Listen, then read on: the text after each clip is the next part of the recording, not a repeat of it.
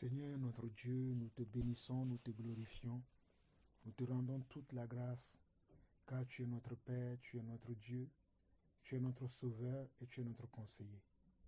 Seigneur, je te prie de nous accorder ta grâce, afin que nous qui sommes tes enfants, nous puissions marcher selon ta parole et surtout selon ton esprit, que nous ne nous conformons pas dans le monde dans lequel nous vivons, que nous ne puissions pas poser nos regards sur les méchants qui sont dans ce monde, mais que nous puissions nous attacher à ta parole, qui est la vérité, que nous puissions nous attacher, Seigneur, à ton esprit, afin que tout ce que nous allons faire ou que nous ferons, nous le ferons conduit par ton esprit et conduit par ta parole. Père, éclaire-nous encore au travers de cette exhortation, afin que chacun d'entre nous puisse se conduire selon ta volonté et selon ta parole. À toi la gloire, au nom puissant de Jésus-Christ. Ainsi nous avons prié. Amen. Frères et sœurs, soyez bénis, que la grâce et la paix du Seigneur soient avec chacun d'entre vous. Je suis très honoré encore aujourd'hui de partager ce message avec vous, avec l'Église, afin que chacun d'entre nous soit exhorté, afin que chacun d'entre nous se prépare réellement à rencontrer le Seigneur. Parce qu'aujourd'hui, ce que nous voyons dans l'Église est vraiment très choquant. Ce que nous voyons dans l'Église, chez les soi-disant enfants de Dieu, les soi-disant chrétiens, les disciples de Jésus-Christ, est vraiment très choquant. Nous voyons des choses qui sont contraires à la volonté de Dieu.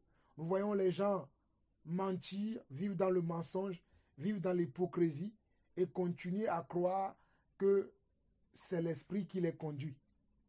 Je dis bien, nous voyons des gens dans l'église vivre dans le mensonge, vivre dans l'hypocrisie, à l'œil nu comme ça. On n'a pas besoin d'avoir un grand discernement pour voir ça. Mais ces personnes vont prétendre qu'ils sont des serviteurs de Dieu, qu'ils sont des servantes de Dieu, qui sont conduits par l'Esprit du Seigneur. Peut-être vous, ça ne vous choque pas, mais moi, ça me choque. Ça me choque de voir ces genres de choses. Mais pour aller plus loin, et aujourd'hui, je ne vais pas prendre beaucoup de paroles, je ne vais pas beaucoup parler ni dans la prophétie, ni dans la révélation, mais je vais parler en touchant un peu la doctrine, peut-être un peu de prophétie aussi, mais je ne vais pas rentrer trop en profondeur. Je vais rester beaucoup dans la surface afin que tout le monde puisse comprendre cette exhortation. Car nous vivons la fin des temps. Je dis bien, nous vivons la fin des temps où le mal est appelé bien, où le bien est appelé mal, où l'hypocrisie est acceptée par la plupart des hommes.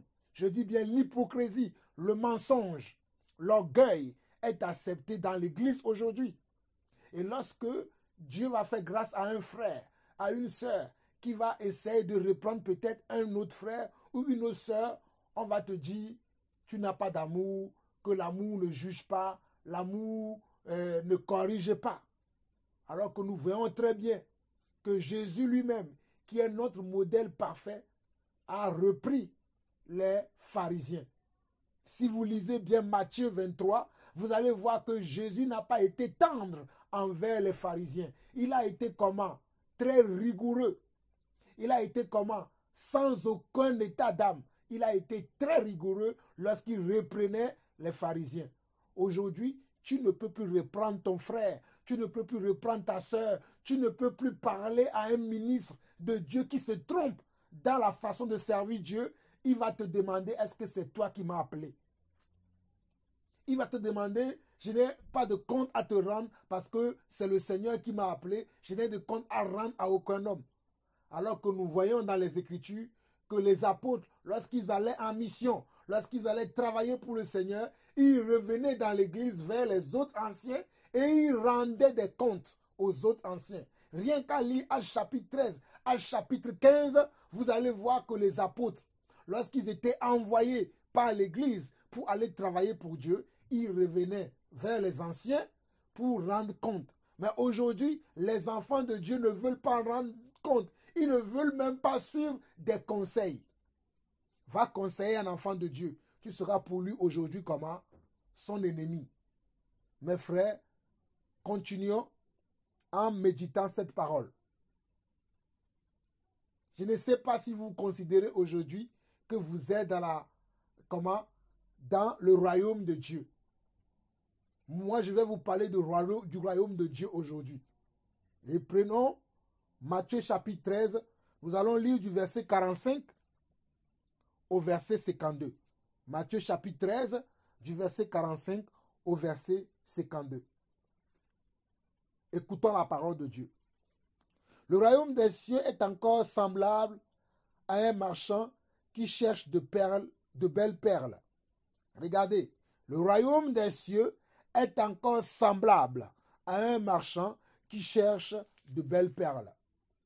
Il a trouvé une perle de grand prix et il est allé vendre tout ce qu'il avait et l'a acheté. Le royaume des cieux est encore semblable à un filet jeté dans la mer et ramassant des poissons de toute espèce. J'aimerais bien que vous suivez du verset 47 au verset 52. On nous dit que le royaume des cieux est encore semblable à un filet jeté dans la mer et ramassant des poissons de toute espèce. Quand il est rempli, les pêcheurs le tirent et après être assis sur le rivage, il met dans des vases ce qui est bon et il jette ce qui est mauvais. Il en sera de même à la fin du monde. Les anges viendront séparer les méchants d'avec les justes et ils les jetteront dans la fournaise ardente où il y a des pleurs et des grincements de dents. Avez-vous compris toutes ces choses? Oui, répondit-il. Et il leur dit, c'est pourquoi tout scribe instruit de ce qui regarde le royaume des cieux est semblable à un maître de maison qui tire de son trésor des choses nouvelles et des choses anciennes. Mes frères et sœurs, voici le message que le Seigneur nous adresse. Ce message que je viens de vous lire dans Matthieu chapitre 13, du verset 45 au verset 52, c'est un message que le Seigneur Jésus-Christ lui-même a prêché aux disciples, a prêché aux foules entières lorsqu'il était encore vivant et lorsqu'il était encore parmi nous sur terre. Parce qu'il est encore vivant, mais il n'est plus parmi nous sur terre aujourd'hui, mais il est parmi nous par son esprit. Donc lorsqu'il était encore vivant, c'est-à-dire en chair et en os, parmi nous sur terre, c'est le message qu'il a prêché, c'est le message qu'il a donné. Et ce message a une grande signification pour moi aujourd'hui. Ce message a une grande connotation dans mon esprit, dans ma chair. Et je m'attache à cette parole parce que je sais que cette parole est la vérité. Je sais que ce n'est pas cette parole que je serai sauvé. Je sais que ce n'est pas cette parole que je serai justifié. Regardez bien Matthieu chapitre 13, le verset 47 au verset 51. Il dit, le royaume des cieux est encore semblable à un filet jeté dans la mer et ramassant des poissons de toute espèce. Cela concerne quoi? Cette partie concerne le monde. Le royaume des cieux est encore semblable à un filet. C'est-à-dire le royaume des cieux est semblable au monde. Jeté dans la mer et ramassant des poissons de toute espèce. Dans le monde, nous avons été des milliers et des milliards de personnes que Dieu a appelées de partout pour rentrer dans son royaume. Je dis bien, dans le monde, nous étions plusieurs. Chacun était livré à lui-même. Chacun se marchait comme il veut et comme il pouvait. Personne n'avait la crainte de Dieu. Personne n'avait l'amour de Dieu. Nous étions livrés à nous-mêmes et au penchant de nos cœurs. Nous faisons ce qui nous paraissait bon, chacun d'entre nous. Moi, j'étais un grand bandit dans le monde, un grand séducteur dans le monde, un grand voleur dans le monde. Mais Dieu m'a appelé pour venir, dans son royaume. Et c'est ça son royaume dont il parle ici, dans Matthieu chapitre 13, le verset 47, qui dit, le royaume des cieux est encore semblable à un filet jetait dans la mer et ramassait des poissons de toute espèce. Nous étions des hommes de toute espèce que Dieu a appelés. Parmi nous, il y avait des violeurs. Parmi nous, il y avait des menteurs. Parmi nous, il y avait des tueurs. Parmi nous, il y avait des comment? Il y avait des hypocrites. Parmi nous, il y avait comment? Il y avait des fornicateurs. Parmi nous, il y avait comment? Il y avait des infidèles. Ainsi de suite. Nous étions plusieurs personnes, des milliers, des centaines, des dizaines de milliers de personnes que Dieu a attiré vers lui. Dieu nous a attirés vers lui selon Jean chapitre 1, le verset 12 et le verset 13 qui dit que à tous ceux qui l'ont reçu, Dieu leur a donné le pouvoir de devenir enfants de Dieu. À nous tous qui avons entendu le cri de Dieu lorsque nous étions encore dans le monde, lorsque nous étions encore livrés au penchant de nos cœurs, lorsque nous faisons encore les pratiques de nos parents, les pratiques de nos ancêtres, les pratiques de nos traditions, ce que nous avons toujours vu autour de nous. Lorsque nous étions encore à ces choses, il a plu à Dieu de venir vers nous et de nous appeler à lui. C'est pour ça que nous étions personne. Nous n'étions pas pareils. Pierre était différent de comment? De Jacques. Jacques était différent de Jean. Mais ils étaient tous appelés parmi les disciples.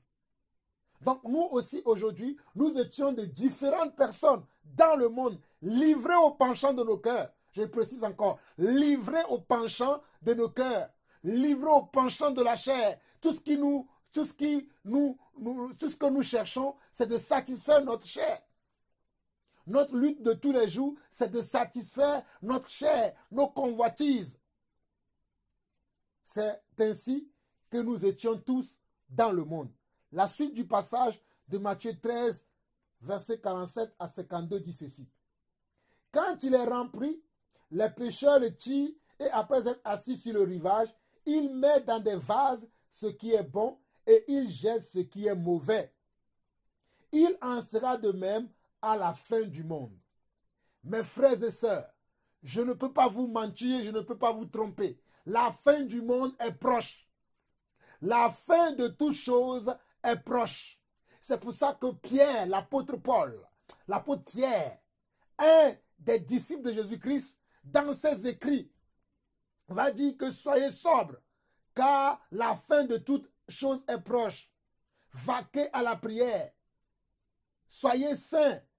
Il va nous écrire par rapport à la sanctification. Comment nous devons quitter le monde. Comment nous devons nous focaliser sur la marche par l'esprit et sur la marche dans la parole de Dieu. Rien qu'à lire les épîtres de Pierre, c'est-à-dire 1 Pierre et 2 Pierre, vous allez voir que Pierre, l'apôtre Pierre, nous exhorte à fuir le monde. Parce qu'il sait que la fin du monde est proche. Et lorsque cette fin du monde sera consommée, il y aura comment? Il y aura une sélection de personnes. Il y aura une sélection de personnes. Parce que lorsque un pêcheur jette le filet dans la mer, n'importe quoi peut rentrer dans son filet. Je dis n'importe quoi. Il y aura le serpent dans son filet, il y aura le poisson dans son filet, il y aura le requin dans son... Il y a tout qui peut rentrer, comment? Dans le filet d'un pêcheur. C'est ainsi que nous aussi, lorsque nous étions dans le monde, lorsque nous avons entendu parler de Dieu, nous étions nombreux à venir vers lui. Je dis bien, nous étions nombreux à venir vers lui. Mais parmi nous tous qui sont venus vers le Seigneur, il y a certains qui sont venus, non pas parce qu'ils étaient touchés par le message de salut, non pas parce qu'ils ont reconnu qu'ils ont besoin du Seigneur. D'aucuns sont venus parce qu'ils ont reconnu que le Seigneur est leur Dieu et qu'ils veulent le ressembler. D'autres sont venus parce qu'ils veulent comment? Ils veulent faire du Seigneur un commerce. Ils veulent prendre le Seigneur maintenant comme une marchandise à vendre. Donc, il y a différents types de personnes que nous trouvons dans l'église aujourd'hui. Il y a certains qui sont venus parce qu'ils ont écouté la parole. Ils ont été touchés par la parole et ils veulent ressembler à la parole. Mais d'autres sont venus non pas parce qu'ils ont été touchés par la parole, parce qu'ils voient que les chrétiens ou bien les enfants de Dieu, au lieu d'être comment? Au lieu d'être comme leur Seigneur, ils sont fébriles, ils croient à tout, ils supportent tout, ils supportent le mensonge, ils croient au mensonge, ils ne veulent rien changer. Donc ils se sont dit, voici maintenant nous aussi, nous pouvons nous transformer comme des enfants de Dieu et profiter comment de cette manne aujourd'hui. Donc dans le royaume de Dieu aujourd'hui, nous avons des faux frères et nous avons des vrais frères. Mais nous avons aussi comment? Des mauvais ouvriers dans le royaume de Dieu. Nous avons des mauvais ouvriers, c'est-à-dire les gens qui au lieu de servir Dieu, ils servent leur propre ventre. Ils servent leur propre personnalité. Ils ne servent pas Dieu. La Bible les appelle des mauvais ouvriers. Si vous voulez comprendre davantage ce que je viens de dire en peu de mots, lisez Colossiens chapitre 3. Nous n'avons pas le temps, je vais avancer. Donc, nous voyons bien dans ce passage, au verset 49, au verset 52 de Matthieu chapitre 13, on nous dit, il en sera de même à la fin du monde. Les anges viendront séparer les méchants d'avec les justes. Et ils les jetteront dans la fournaise ardente où il y aura des pleurs et des grincements de dents. Avez-vous compris toutes ces choses? Oui, il répondit, oui, répondit-il. Et il leur dit, c'est pourquoi tout scribe, instruit de ce qui regarde le royaume des cieux, est semblable à un maître de maison qui tire de son trésor des choses nouvelles et des choses anciennes. Qui tire de son trésor des choses nouvelles et des choses anciennes. Aujourd'hui dans l'église, on ne tire pas. Nous qui sommes des enfants de Dieu, nous devons être capables de tirer des leçons dans les choses anciennes qui se sont passées dans la Bible, dans l'ancienne alliance.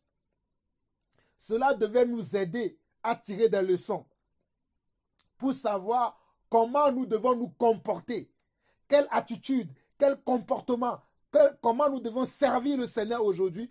Toutes ces choses sont là, car la Bible déclare, selon le livre de 1 Corinthiens, que tout ce qui a été écrit d'avance l'a été pour notre instruction, afin de nous servir comment? De modèle. Corinthiens parle de ça. Tout ce qui, Romains aussi en parle. Romains aussi dit que tout ce qui a écrit d'avance a été écrit pour notre instruction. Pour notre instruction veut dire afin que nous puissions comment? Apprendre, saisir à partir des choses qui sont passées dans l'ancien temps avec les prophètes, avec nos ancêtres dans la foi. Nous devons, au travers de leurs expériences, au travers de leur vécu, apprendre à notre tour comment nous devons vivre notre foi. Mais mes frères et sœurs, je suis désolé aujourd'hui, les gens ne font pas attention aujourd'hui de comment ils vivent leur foi. Je dis bien, les gens ne font pas attention. Même quand vous voyez les soi-disant disciples de Jésus-Christ, les soi-disant chrétiens, beaucoup d'entre eux ne font pas attention. Beaucoup d'entre eux sont dans l'orgueil. Beaucoup d'entre eux sont dans le mensonge. Beaucoup d'entre eux sont dans l'hypocrisie. Beaucoup d'entre eux sont dans la fornication, pour ne citer que cela. L'église est dans un chaos total, dans un gouffre total aujourd'hui. Mais regardez bien ce que nous apprenons ici. Ce que le Seigneur Jésus veut que nous retenons ici, il nous dit quoi? Au verset 49, on nous dit que il en sera de même à la fin du monde. Les anges viendront séparer les méchants avec les justes. Et ils les jetteront dans la fournaise ardente où il y a des pleurs et des grincements de dents. Donc, à la fin des temps, il y aura séparation entre les disciples. Ce n'est pas tout le monde qui dit Seigneur, Seigneur, qui rentrera dans le royaume des cieux. Je répète encore, ce n'est pas tout le monde qui dit Seigneur, Seigneur, Seigneur, qui rentrera dans le royaume des cieux. Ce n'est pas tout le monde qui se dit disciple qui rentrera dans le royaume des cieux. Même moi, Jean-Paul Lawson, je suis dedans. Ce n'est pas parce que je dis Seigneur, Seigneur, que je rentrerai dans le royaume des cieux. Ce n'est pas parce que tu dis Seigneur, Seigneur, Seigneur, que tu rentreras dans le royaume des cieux. Ça, je veux que tout le monde puisse retenir cela. Car on nous dit qu'il y aura comment une sélection. Il y aura un tri De la même manière que le pêcheur, lorsqu'il sort le filet qu'il a jeté dans la mer, il va maintenant trier pour voir quels sont les bons poissons qu'il va récupérer et quels sont les poissons qu'il va jeter. Il va en même temps voir quelles sont les choses qui ne doivent pas rentrer dans son filet normalement, parce que là, lui, quand il envoie son filet, c'est pour comment? C'est pour attraper des poissons. Ce n'est pas pour attraper des oiseaux, ce n'est pas pour attraper des serpents, mais il va retrouver dans son filet des oiseaux et des serpents. Donc, qu'est-ce qu'il va faire? Il va les enlever, il va les jeter, car ces choses-là ne font pas partie de sa pêche. Ce n'est pas pour le serpent, ni pour les oiseaux, ni pour les brindilles. Parce que des fois, ils voient dans leur filet même des bâtons. Pour vous qui avez déjà vu une fois la pêche, même le pêcheur, lorsqu'il sort son filet, il va retrouver même des fois des bouteilles en plastique, tout déchet dans son filet. Mais qu'est-ce qu'il va faire? Il va faire un tri. Le pêcheur fait un tri pour ne garder que les bons poissons. Il fait un tri parmi les poissons et il fait un tri aussi parmi les mauvaises choses qui sont rentrées dans son filet. Parce que lui, quand il jetait son filet, il voulait attraper que de bons poissons. Mais malheureusement, dans le filet, il y a des bons poissons qui arrivent, il y a des mauvais poissons qui arrivent, il y a les brindilles, des arbres, des bois qui rentrent, il y a des serpents et un peu de toutes sortes des choses qu'on trouve dans ce monde peuvent se retrouver dans son filet. Mais le travail du pêcheur ne finit pas lorsqu'il tire le filet. Il y a après comment un tri sélectif pour sélectionner les poissons qu'il va récupérer de son filet et qu'il va manger ou bien qu'il va aller vendre. C'est la même chose qui va se produire à la fin des temps. Mes frères et sœurs, j'aimerais vous avertir encore que c'est la même chose qui va se passer à la fin des temps. Car Satan a trompé beaucoup de personnes. Je le dis et je le répéterai toujours. Je dis que le diable a trompé beaucoup de personnes et le diable continue à tromper beaucoup de personnes. Aujourd'hui encore, le diable trompe même ses ministres. Il trompe même les ministres de Dieu. C'est pour ça qu'on va voir même les ministres qui vendent l'évangile. Tu vas les interpeller. Ils vont te dire que non, c'est l'esprit qui les conduit à vendre l'évangile. Aujourd'hui, l'esprit qui a conduit nos anciens, les premiers anciens, qui ont été anciens avant nous, qui ont conduit l'église, qui sont en quelque sorte les repères dans l'église, qui n'ont jamais vendu l'évangile, qui n'ont jamais construit de grands temples, qui n'ont jamais cherché la satisfaction de la chair. Tu vois, va parler maintenant aux hommes pour leur dire, vous cherchez la satisfaction de la chair. Tu vas voir comment on va te regarder. Personne ne va vouloir te parler. Tu seras mis au placard parce que tu veux ressembler à Jésus-Christ. Mes frères et sœurs, je suis désolé, je dois vous dire la vérité. Aujourd'hui, lorsque tu veux servir Dieu véritablement, tu es mis au placard. Personne ne veut te parler, personne ne veut t'approcher parce que pour les gens, tu es trop dur. Tu n'es pas malléable, tu n'es pas accessible. Tu fermes toutes les portes, tu fermes tous les issues. Et pour les gens, tu n'es pas intéressant. Les gens veulent les gens qui vont les flatter, qui vont leur dire les choses agréables à entendre. Mais lorsque tu dis les choses qui ne sont pas agréables, à l'exemple de Michée, personne ne veut marcher avec toi. Tu seras solitaire.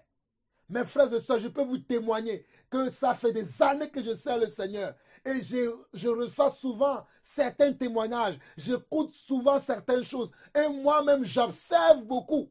Je suis quelqu'un qui observe beaucoup dans l'église. J'ai appris à observer beaucoup dans l'église. Et croyez-moi, d'après mes observations, aujourd'hui, il y a beaucoup de gens qui se trompent croyant qu'ils sont en train de servir Dieu.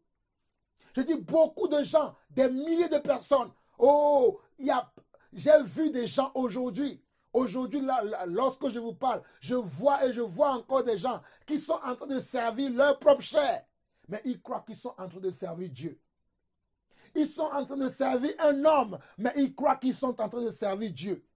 Beaucoup sont en train de servir leur propre chair, mais ils croient qu'ils servent Dieu.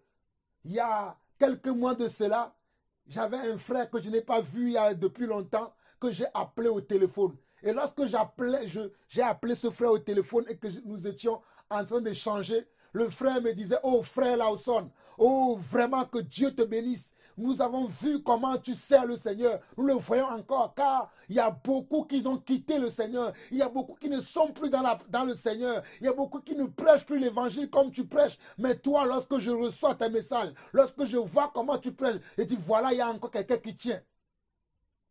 Je ne dis pas ça non plus pour flatter mon propre ego. Mais lorsque j'ai entendu cela, cela m'a exhorté à savoir que je dois rester sur la ligne droite. Je dois rester dans le petit chemin, le chemin étroit dans lequel le Seigneur m'a placé. Car beaucoup ont quitté le Seigneur. Moi-même, j'ai vu beaucoup avec qui. Hier, nous étions ensemble. Nous travaillons ensemble. Nous prions ensemble. Nous jeûnons ensemble. Mais aujourd'hui, où sont-ils ces gens? Beaucoup sont retournés dans le monde. Beaucoup sont retournés dans les systèmes des hommes. Ils servent des systèmes des hommes et ils pensent qu'ils servent Dieu. Je dis bien beaucoup servent le système des hommes. Beaucoup servent le monde, mais ils pensent qu'ils sont en train de servir Dieu. La pire des choses qui peut arriver à un enfant de Dieu, c'est d'être mal accompagné et croire qu'il est en bonne compagnie. C'est la pire des choses qui peut arriver à un enfant de Dieu. Être mal accompagné et croire qu'on est bien accompagné. Je crois que nous avons des exemples dans la parole de Dieu où nous voyons des gens qui étaient mal accompagnés, mais ils pensaient qu'ils étaient avec Dieu. Mais Dieu n'était plus avec eux parce qu'ils ont laissé Dieu dehors, en dehors de leur vie. C'est eux-mêmes, Dieu veut marcher avec eux, mais eux, ils ont laissé Dieu dehors de leur vie. Ils ont fermé la porte à Dieu, même lorsque Dieu frappe à leur porte pour les interpeller, pour les ramener dans sa volonté, pour les ramener à la raison. Ils ne veulent pas, ils ne veulent rien entendre. Mes frères, j'ai vu beaucoup d'hommes aujourd'hui, beaucoup de gens avec qui nous avons compris que lorsque Dieu t'appelle pour le servir dans son royaume, c'est Dieu qui doit tout commencer et tout finir avec toi. C'est lui-même qui doit, même si un jour il veut que tu aies un bâtiment dans lequel tu réuniras des hommes pour pouvoir leur parler de sa part, c'est Dieu qui va le faire. Mais aujourd'hui, je vois plein de personnes avec qui nous partageons ces choses depuis des années, mais qui aujourd'hui, beaucoup d'entre eux ont ouvert comment? Eux-mêmes des églises. Ils pensent que lorsque Dieu les appelle pour le servir, ils doivent forcément ouvrir comment? Un bâtiment qu'ils vont appeler en guillemets église. Et ils vont leur donner un nom. Comme j'ai vu dernièrement un frère qui a ouvert une église en Suisse, il lui a donné un nom et il croit que c'est ça la volonté de Dieu et il sert là-bas. Et c'est comme ça qu'il sert Dieu. Et dans cette église, vous allez voir les choses sont comment. Ils veulent mettre des choses qui sont blim blim. Ils veulent mettre les choses du monde dans l'église. Comme dans l'église, on voit maintenant du théâtre. Les gens, au lieu de prêcher l'évangile, ils font du théâtre dans l'église. L'église est devenue un lieu de clown. L'église est devenue un lieu de divertissement. Ce n'est plus un lieu de l'appel à la repentance. Mais l'église est devenue maintenant un lieu de divertissement. Comme les théâtres, comme les salles de cinéma dans le monde. L'église n'est plus un lieu de repentance, mais l'église est devenue maintenant un lieu de divertissement. Je suis désolé de vous dire la vérité. Ça me fait mal au cœur de voir que l'église, qui devait être une centre de formation de disciples, qui est devenue maintenant un lieu de divertissement.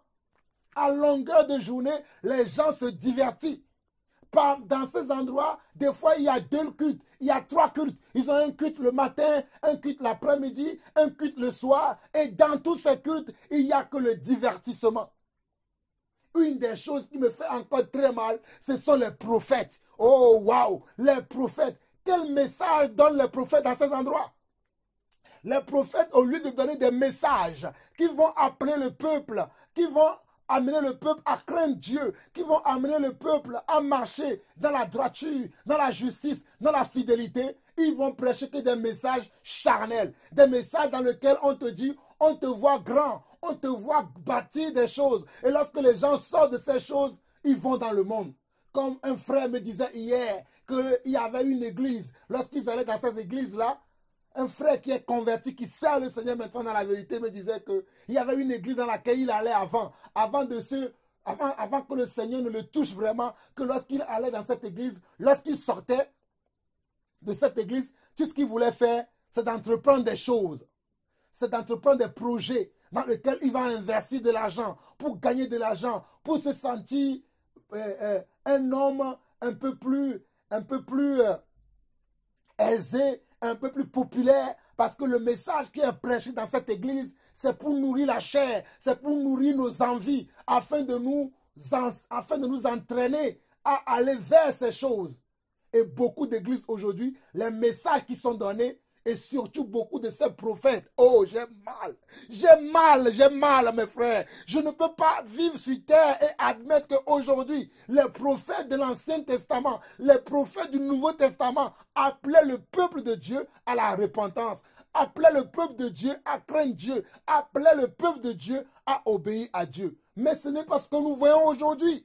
Les prophètes sont là à faire du spectacle. Il n'y a que le divertissement dans l'église. Les spectacles de guérison, les spectacles de miracles, les spectacles de prodiges, les spectacles de signes, les spectacles de viens recevoir ton miracle financier, viens recevoir ton miracle de mariage, viens recevoir ton miracle d'enfantement, viens recevoir ton miracle de guérison. Il n'y a que ça. Ils ont oublié que la vraie guérison, la vraie délivrance vient par la repentance.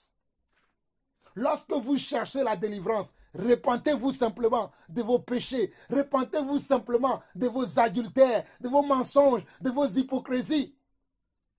Et vous avez déjà la délivrance. Vous avez déjà la guérison. Mais non, ce n'est pas ce message-là que les gens prêchent. Le message que ces prophètes prêchent aujourd'hui, à l'exemple d'un grand faux prophète aujourd'hui, ils sont plusieurs. Il y en a un en Afrique du Sud aujourd'hui qui est maintenant à la mode. Tout le monde va là-bas maintenant. Tout le monde va maintenant en Afrique du Sud, comme si Dieu était un Sud-Africain. Dieu n'est pas Sud-Africain, Dieu n'est pas français, Dieu n'est pas américain, Dieu n'est pas africain, Dieu n'est pas européen, Dieu n'est pas asiatique, mais Dieu est au-dessus de toutes choses.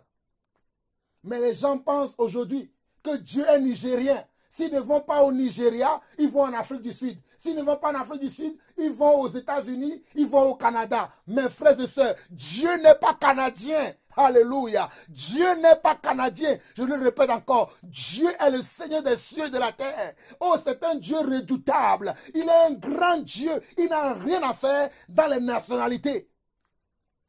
Mais il appelle tout le monde de divers horizons, de diverses races, de diverses ethnies, de diverses traditions à venir festoyer avec lui, à sortir du monde, à se débarrasser du mensonge, du péché, de l'adultère, de toutes ces choses que nous commettons lorsque nous étions encore embrigadés dans le monde, avant d'entendre sa parole.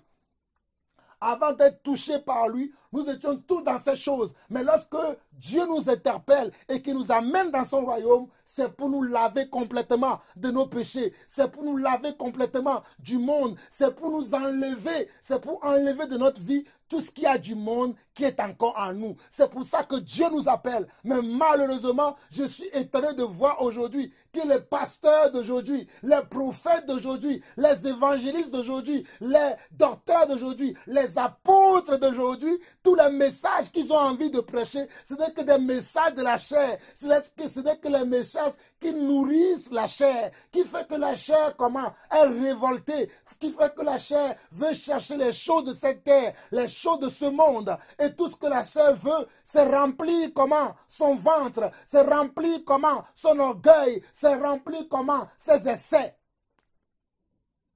Va voir les prophètes d'aujourd'hui. Ils vont être là à longueur de journée à faire des prophéties de Baal sur la vie des gens.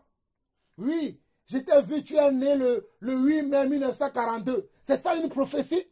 C'est ça la prophétie que les apôtres amenaient. C'est ça la prophétie que les prophètes de l'Ancien Testament, les prophètes de l'Ancienne Alliance, allez lire les prophètes de l'Ancien Testament. Vous n'allez pas voir ces choses. Mais aujourd'hui, les prophètes du temps actuel, oh, leur message est tronqué. Oh, leur message, je ne sais pas. Oh, mes frères, ouvrez un peu les yeux. Église de Dieu, toi, homme de Dieu, toi, femme de Dieu, toi qui te dis enfant de Dieu, c'est le temps pour toi de faire partie comment, des bons poissons.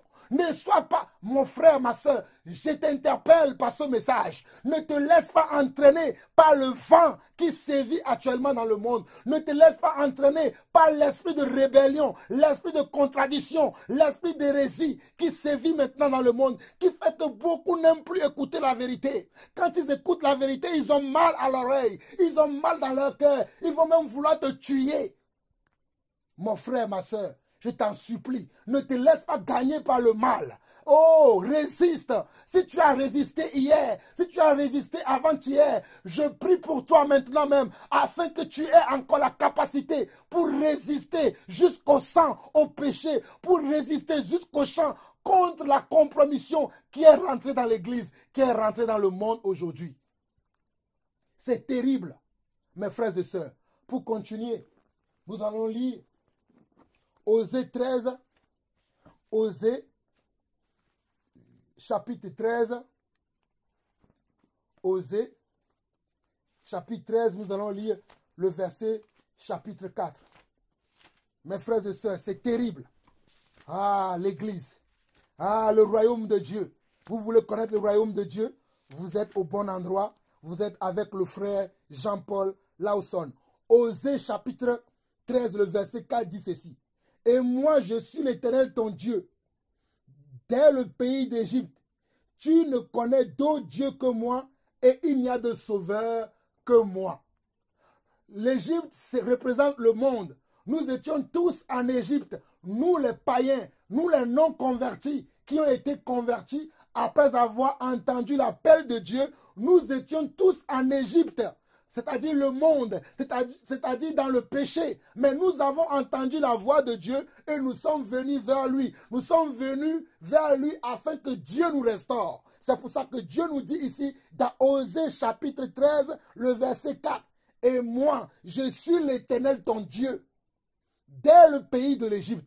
Lorsque nous étions encore dans le monde et que nous ne connaissons pas le Seigneur, nous étions déjà comment? Nous étions déjà comment? C'est prédestiné. Nous étions des gens qui l'avaient prédestiné au salut éternel. Nous étions comment? C'est choisi, c'est mis à part. Mais il est venu nous chercher. Et il est le seul Dieu. Aujourd'hui, beaucoup se confient à l'homme. Ils se confient aux hommes prophètes. Ils ne se confient plus à Dieu, mais ils se confient aux hommes prophètes. Je sais, l'Écriture dit, confiez-vous à moi et confiez-vous aussi à mes serviteurs. Mais tous ne sont pas des serviteurs de Dieu. Tous ne servent pas leur Dieu. Tous ne servent pas Dieu, mais tous, certains parmi nous, servent leur ventre et ils servent un autre Dieu. Vous devez savoir qu'il y a deux dieux dans le monde. Il y a le Dieu véritable et la vie éternelle qui est Jésus-Christ. Et il y a aussi le Dieu Mammon, le Dieu de la chair qui est Satan.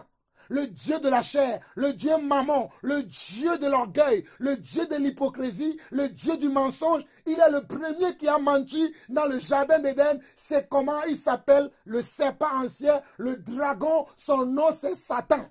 Il y a ces deux entités qui conduisent le monde. Soit vous êtes conduit par Dieu, soit vous êtes conduit par Satan. Mais moi, je veux suivre ce que Osée dit ici. Il dit, et moi, je suis l'Éternel ton Dieu.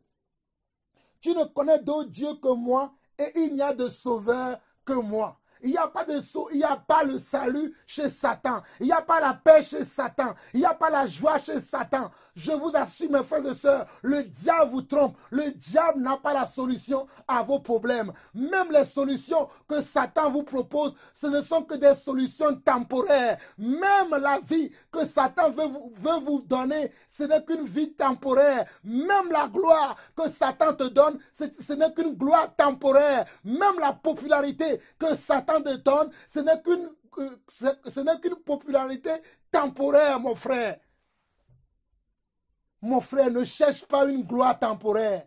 Ne cherche pas un salut temporaire, mais cherche le salut éternel. Cherche la gloire éternelle. Résiste à Satan. Ne reste pas là où tu es. Ne reste pas dans la compromission. Ne reste pas dans le péché. Ne reste pas comment? Dans le mensonge. Mais quitte le mensonge. Acquiert la sagesse et rentre dans la volonté de Dieu.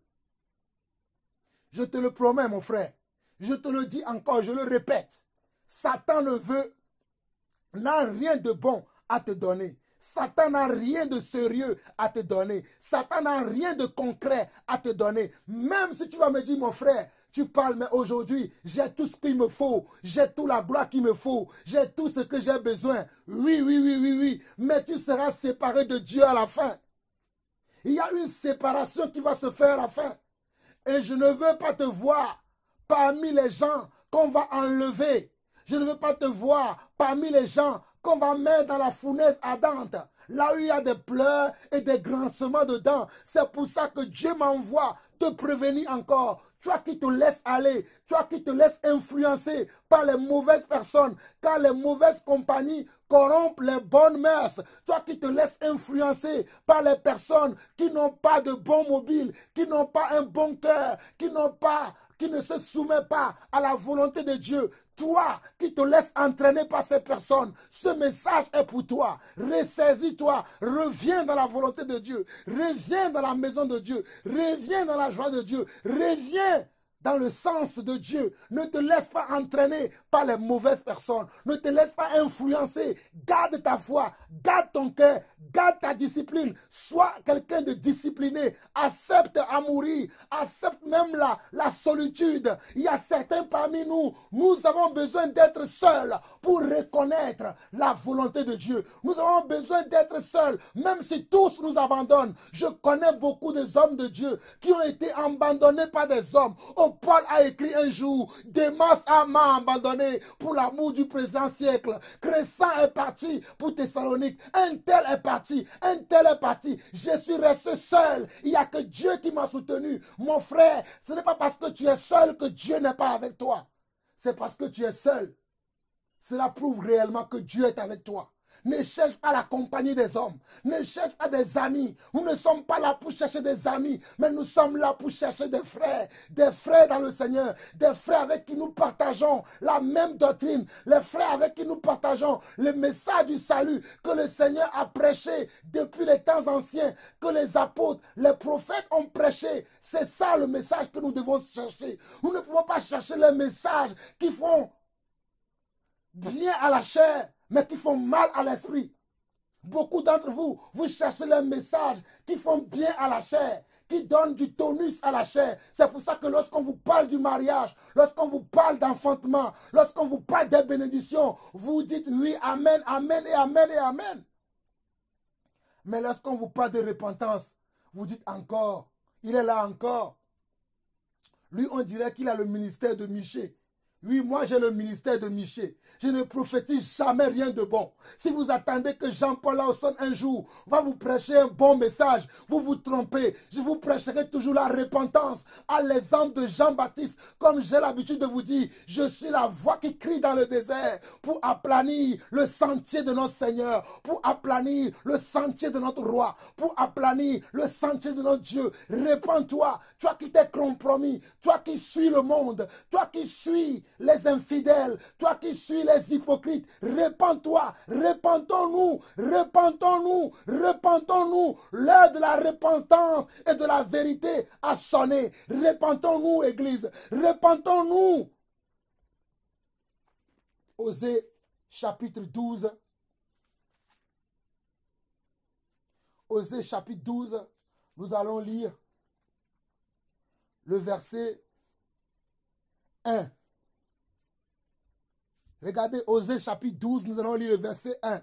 Vous qui aimez suivre les prophètes, les faux prophètes, écoutez les vrais prophètes. Osée chapitre 12, le verset 1 à 3.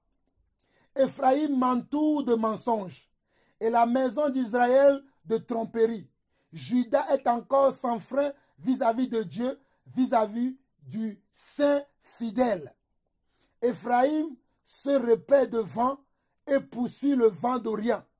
Chaque jour, il multiplie le mensonge et la violence. Il fait alliance avec la Syrie et emporte de l'huile en Égypte. L'Éternel est aussi en contestation avec Juda et il punira Jacob pour sa conduite et il lui rendra selon ses œuvres. Mes frères, voici l'état de l'Église aujourd'hui. Je répète encore pour vous, Osée chapitre 12, le verset 1 à 3. Éphraïm m'entoure de mensonges et la maison d'Israël de tromperie. Éphraïm, c'est l'Église. La maison d'Israël, c'est l'Église. Et Éphraïm m'entoure de mensonges et la maison d'Israël de tromperie. Juda est encore sans frein vis-à-vis de Dieu, vis-à-vis du Saint fidèle.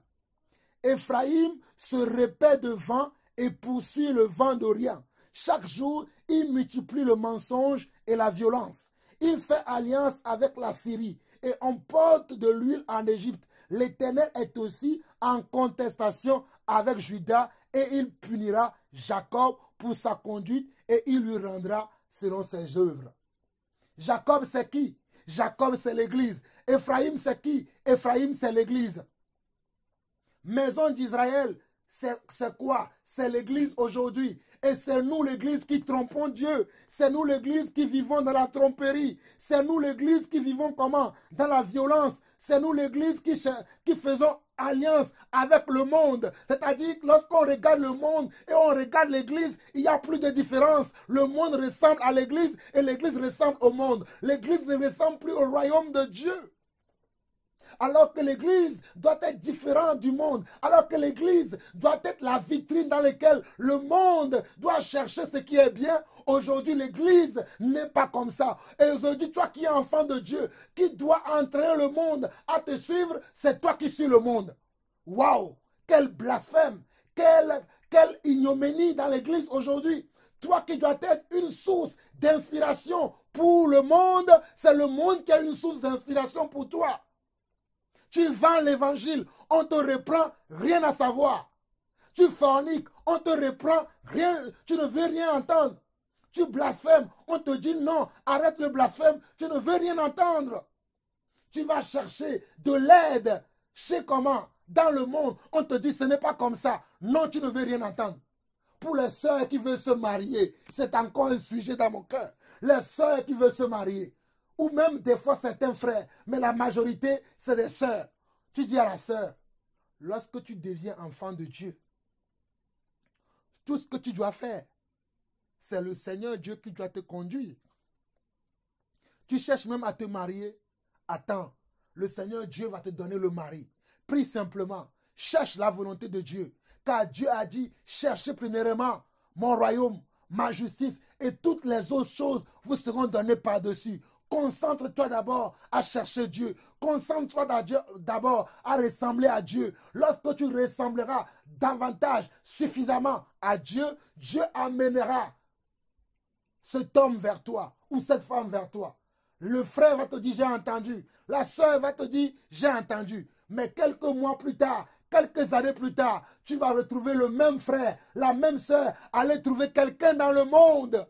Et tu vas dire, mon frère, ma soeur, tu ne peux pas faire ça, car tu dois trouver dans le royaume de Dieu. Oh, tu dois trouver comment ta côte dans le royaume de Dieu. Il va te dire, toi, tu n'es qu'un homme, tu n'es qu'un homme, tu ne sais pas tout. Dieu va changer le cœur de la personne, Dieu va changer la vie de la personne.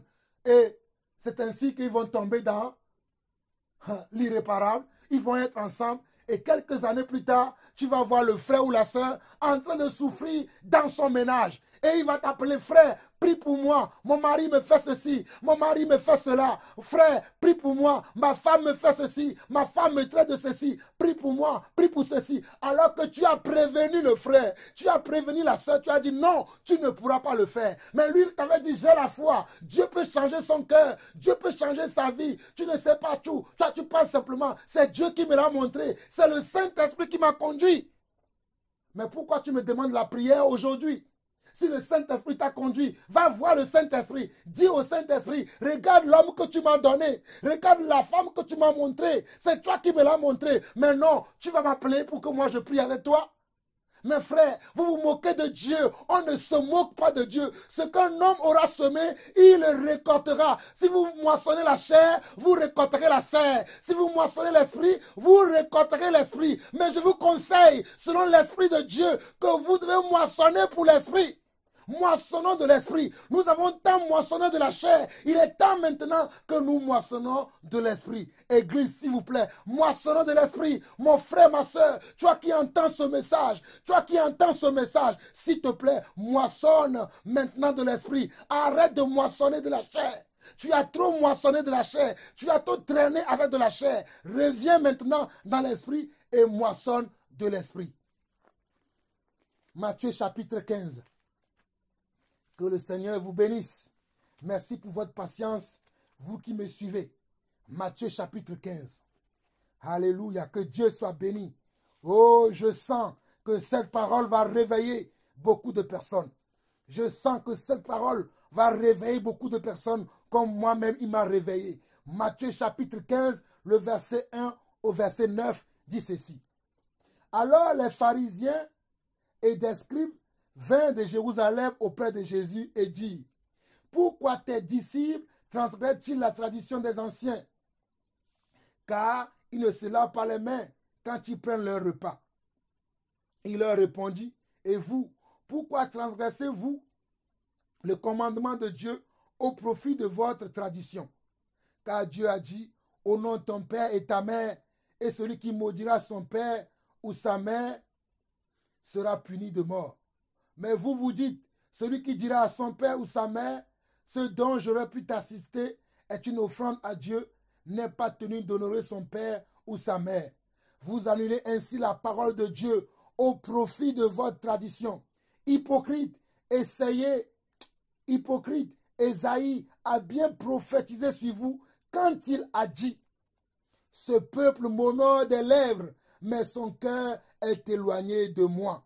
C'est en vain qu'il m'honore en enseignant des préceptes qui sont des commandements d'hommes. Mes frères et sœurs, il y a beaucoup de préceptes dans l'église aujourd'hui qui ne sont que des commandements d'hommes. Vous voyez des gens honorer Dieu de leurs lèvres. Ils ont de belles louanges sur leurs lèvres. Ils ont de belles cantiques sur leurs lèvres. Mais leur cœur est éloigné de Dieu. Mais leur cœur, leur vie est éloignée de Dieu. Oh mon frère, ma soeur, que ta vie, que ton cœur ne s'éloigne pas de Dieu. Que ta vie, que ton cœur ne s'éloigne pas de Dieu. Si tu entends ce message aujourd'hui, je t'en supplie, mon frère. Je t'en supplie, ma soeur. Arrête, rebrousse chemin, change de chemin. Change d'amis, change des habits, change de façon de faire. C'est à toi que Dieu s'adresse aujourd'hui. Toi qui entends ce message et que tu as mal dans ton cœur, ce message t'est destiné. Tu dois changer, tu dois changer, tu dois changer avant que la dernière trompette ne sonne, avant que la finale, la ligne d'arrivée, la ligne finale soit tracée. Tu dois arrêter. Arrête-toi, mon frère. Arrête-toi, ma soeur. Ne sois pas simplement ceux qui sont dans les apparences, mais qui ont leur cœur éloigné de Dieu, comme nous le voyons dans Matthieu chapitre 15. Nous avons lu du verset 1 au verset 9. Mais regardez bien, au verset 6, il dit, vous annulez ainsi la parole de Dieu au profit de votre tradition. Il y a beaucoup de paroles de Dieu qui sont annulées aujourd'hui dans l'église au profit des traditions des hommes. La tradition de vendre l'évangile, la tradition de fornication, la tradition de mensonge, la tradition d'hypocrisie, la tradition d'infidélité, la tradition, oh, il y a tellement de traditions. Oh Seigneur, aide-moi à prêcher ce message. Aide-moi à prêcher contre les traditions des hommes. Aide-moi à dénoncer les traditions des hommes. Il y a tellement de traditions des hommes dans l'église aujourd'hui que même le mensonge est appelé la vérité, même le bien est appelé le mal, même l'hypocrisie est acceptée. Mais moi je n'accepterai jamais l'hypocrisie. Je ne suis pas né pour être hypocrite. Je suis né pour être un enfant de Dieu véritable. Je suis né pour connaître la vérité. Je suis né pour vivre pour la vérité. Je suis né, alléluia, pour dénoncer le mensonge. Mes frères et sœurs, il est temps pour nous de nous réveiller. Il est temps pour nous de nous réveiller. Regardez, les hommes ont annulé la parole de Dieu au profit de leur tradition. La tradition de faire des mariages, de célébrer des mariages, de faire comment? De faire de la maison de Dieu, qui devait être un endroit de formation de disciples, un endroit où on vient se restaurer, un endroit où on vient pour recevoir des enseignements, pour être bâti sur le fondement des apôtres, pour être bâti sur le fondement de Jésus-Christ. On vient recevoir comment? On vient recevoir des paroles qui incitent la chair à entreprendre des projets charnels, qui incitent la chair à chercher le monde, qui insiste à la chair à chercher la gloire qui est dans ce monde. Mes frères, des fois c'est très subtil, des fois c'est très subtil, mais je te parle à toi mon frère, à toi ma soeur, qui a envie d'entreprendre des projets qui ne viennent pas de Dieu, que Satan t'a insufflé. C'est Satan qui a insufflé à Ève. Dieu a-t-il dit réellement que tu ne toucheras pas à l'arbre de vie? C'est Satan qui a insufflé cela. Toi aussi, Satan t'insuffle maintenant de le suivre, de pratiquer les choses que Dieu ne veut pas. Mais Dieu t'a placé. Dieu m'a placé sur ton chemin. Dieu a prévu que je fasse cette exhortation afin que toi, mon frère, afin que toi, ma soeur, qui écoute ce message ou bien qui écoutera ce message, que tu puisses faire attention à toi. C'est à toi que Dieu envoie ce message. Il est temps pour toi. Il est temps pour toi. Oh, il est temps pour nous. Allons voir ce que notre frère Ésaïe nous dit. Ésaïe chapitre 31. Allons voir Ésaïe chapitre 31. Oh, mes frères et sœurs, je prêcherai encore. Je prêcherai aujourd'hui. Je prêcherai demain la vérité de l'évangile. Ésaïe 31. Nous lisons le verset 1 et le verset 2. Il dit ceci. Malheur à ceux qui descendent en Égypte pour avoir du secours, qui s'appuie sur des chevaux et se tient à la multitude des chars et à la force des cavaliers, mais qui ne regarde pas vers le Saint d'Israël et ne recherche pas l'Éternel. Lui aussi, cependant, il est sage, il fait venir le malheur et ne retire point ses paroles. Il s'élève contre la maison des méchants et contre les secours de ceux qui commettent l'iniquité. Regardez ce que la Bible dit. Ésaïe chapitre 31. Malheur. Nous sommes dans Ésaïe chapitre 31, le verset 1 et le verset 2. Malheur à ceux qui descendent en Égypte pour avoir du secours. L'Égypte, c'est aujourd'hui le monde. Aujourd'hui, l'Égypte, c'est le monde. C'est la chair. Vous qui vous appuyez sur le monde, vous qui vous appuyez sur votre chair, sur votre capacité. Nous nous appuyons sur le Seigneur. Je n'ai aucune capacité si ce n'est la grâce de Dieu. Je n'ai aucune connaissance si ce n'est la grâce de Dieu. Je n'ai aucune sagesse si ce n'est la révélation de Dieu. Je n'ai aucune force si ce n'est Dieu. Alléluia. Je me repose sur le Seigneur. Le Seigneur est ma force. Le Seigneur est mon courage. De qui aurais-je peur? Malheur, Ésaïe 31, verset 1 à 2. Malheur à ceux qui descendent en Égypte pour avoir du secours, qui s'appuie sur des chevaux et se tient à la multitude des chars et la force des cavaliers, mais qui ne regarde pas vers le Saint d'Israël et ne recherche pas l'Éternel. Lui aussi cependant, il est sage, il fait venir le malheur et ne retire point ses paroles. Il s'élève contre la maison des méchants et contre les secours de ceux qui commettent l'iniquité. Ésaïe 30, le verset 1 et 2. Ésaïe 30, le verset 1 et 2.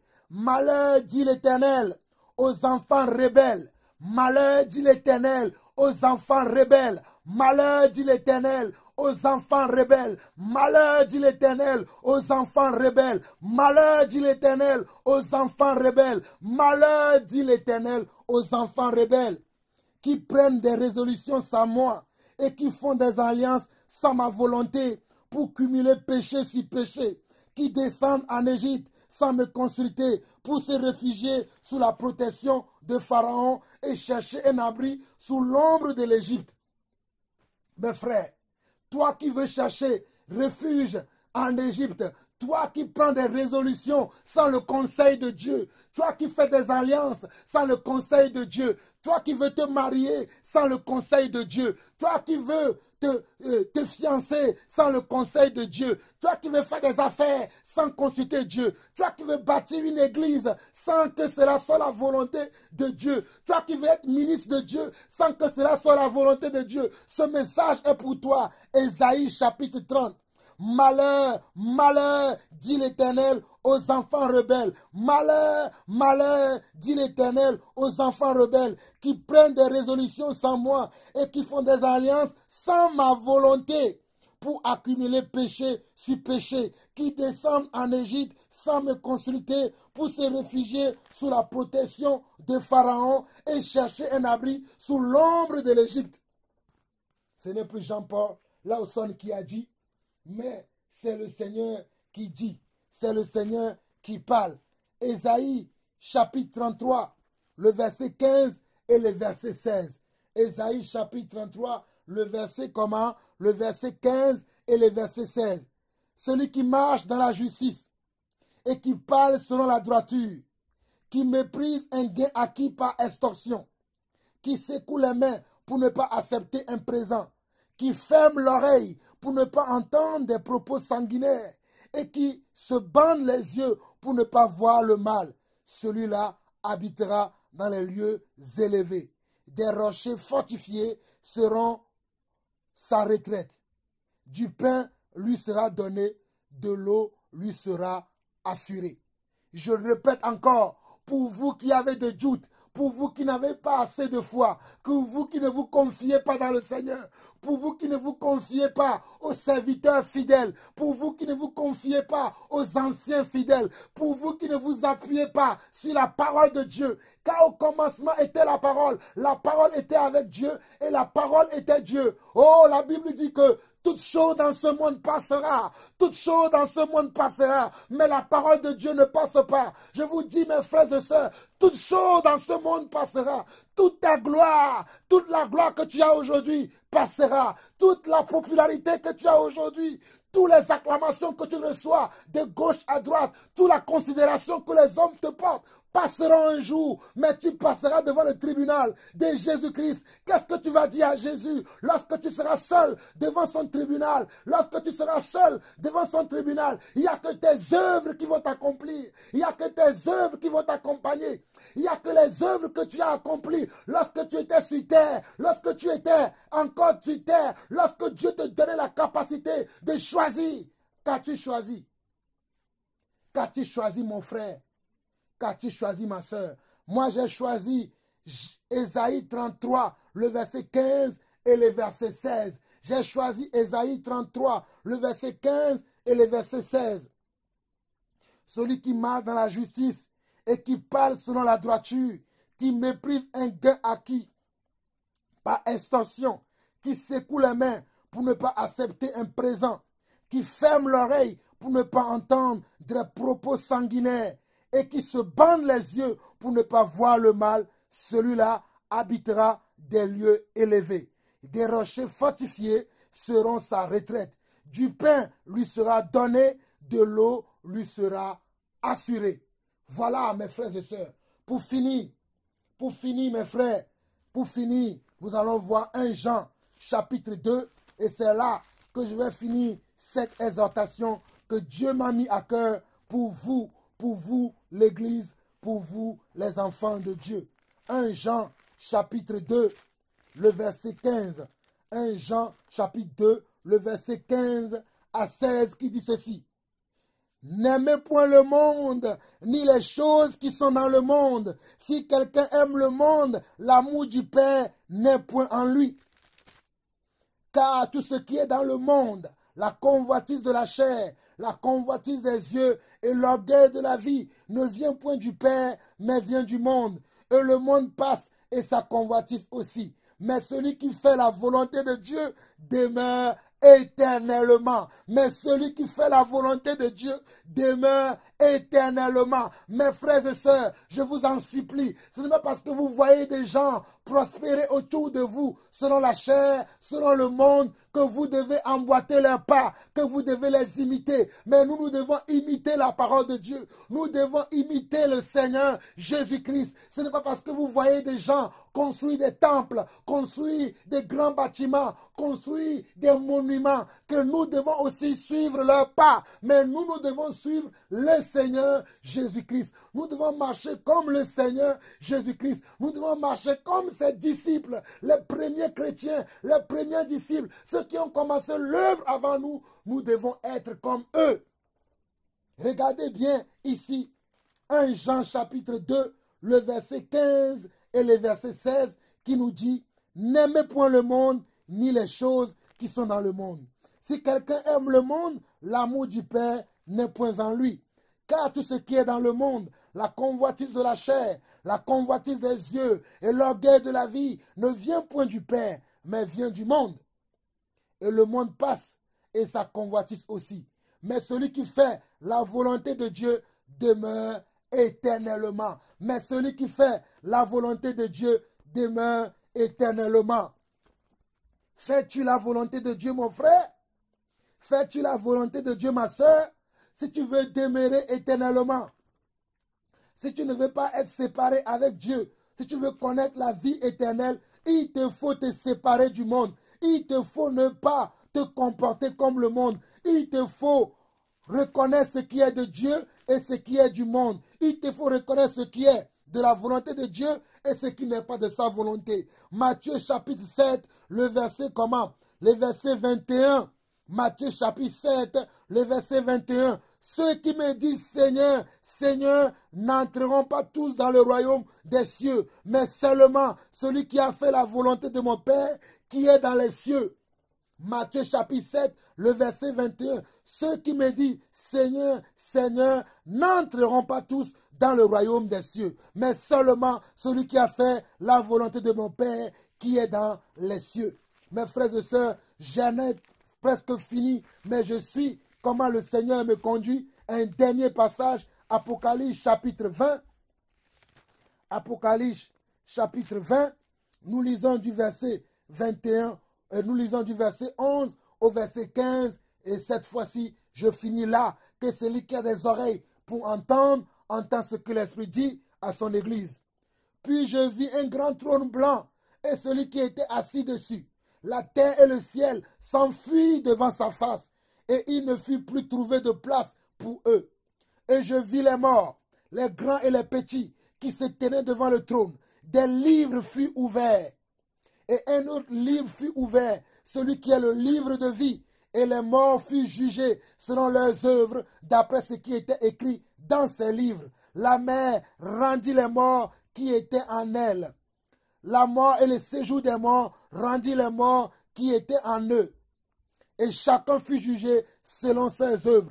Puis la mort et le séjour des morts fut jeté dans le temps de feu. C'est là la seconde mort, le temps de feu. Quiconque ne fut pas trouvé écrit dans le livre de vie fut jeté dans le temps de feu.